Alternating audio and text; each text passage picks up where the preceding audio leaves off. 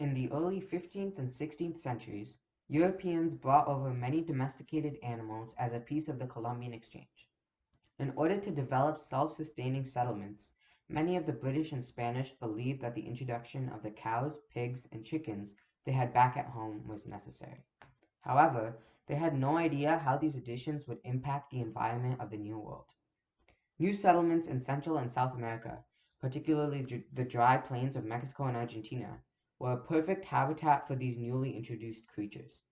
The native tribes were also greatly impacted, as shown by the use of horses in the Great Plains by the Lakota and the Sioux. Many of these newly domesticated creatures were extremely useful, providing meat, hides, transportation, and tallow, or the animal fat burned to make fires and used to create soap. The European colonizers also had success in raising these old world domesticated animals, creating ranches and following the huge herds of cattle that migrated around the open plains. They were so successful that Robert Beverly Jr., a political figure from Virginia, claimed that the new cows were perfection, although his position as a leader attempting to prove his progress may have made him biased. Even animals like the honeybee produced more efficiently than in their native Europe due to less competition. However, these animals came with some downsides as well. According to North Carolina University, cattle, sheep, pigs, and fowl are the creators of many diseases, including smallpox, measles, influenza, and more. These same animals also devastated the environment, specifically the crops and native vegetation. They were especially destructive in Mexico, where much of their maize was destroyed by cattle. Cattle also need 10 times the amount of land that crops need, so early Europeans cut down trees to make more space.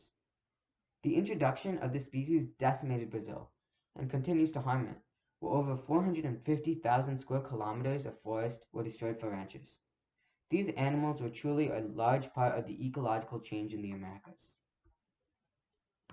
Between approximately 1500 and 1850, there was a period known as the Little Ice Age, in which mountain glaciers expanded and, according to Encyclopedia Britannica, mean temperatures in the northern hemisphere dropped 1.1 degrees Fahrenheit.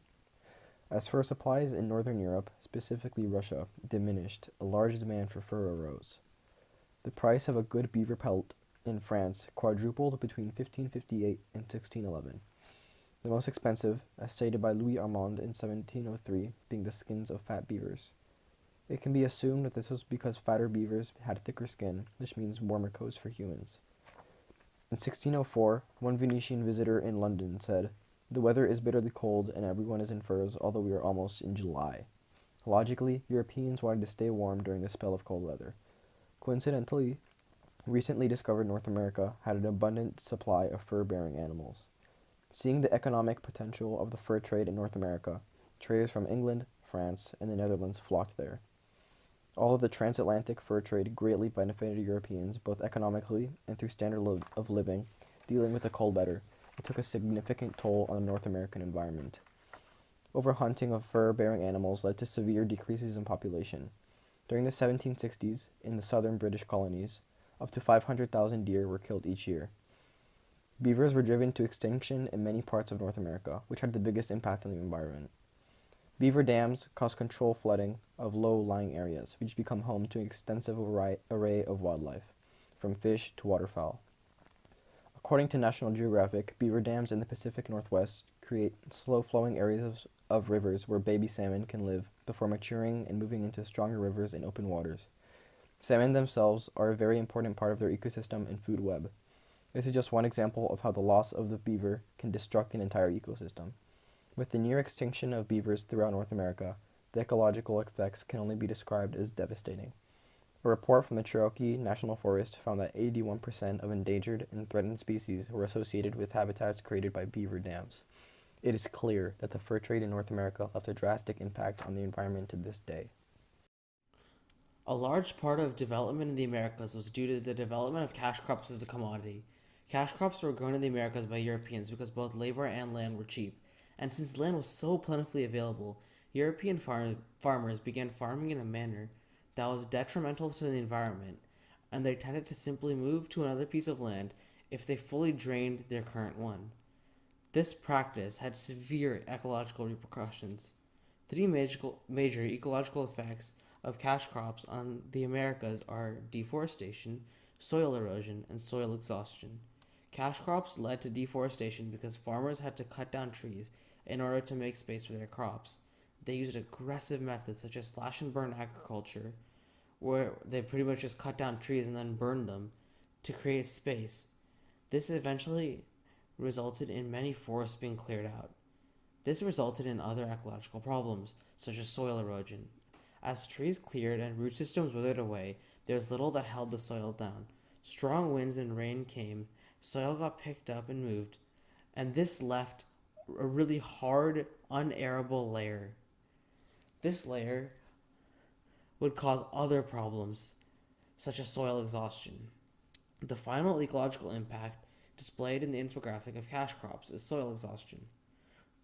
Cash crops are generally very taxing on fields, and sustainable practices would be rotating crops and adding new crops that can revitalize the soil, or letting the soil stay in what's known as a fallow period to restore its fertility. However, these practices weren't observed by most farmers, and farmers generally just kept planting more and more cash crops. This greatly damaged the soil and eventually made some areas no longer farmable. Prior to European arrival, Native Americans had been planting vegetables such as maize in moderation, without leaving long-term negative effects on the environment. When Europeans colonized the Americas, they brought fruits and vegetables with them, such as grains, grapes, and onions. Those grew very well in the American soil. In order to make room for the new plants, they often removed native plants. Similar to the cash crop situation, they did not care what they did to the environment when making way for their crop fields. They burned acres of forest and meadows to clear room for agricultural plots. This had a consequent impact on animals as well. As their habitats were replaced by farmland, they were forced into smaller and smaller areas, having to compete for limited resources. Overall, unsustainable and irresponsible agricultural practices, not the crops themselves, led to negative ecological consequences.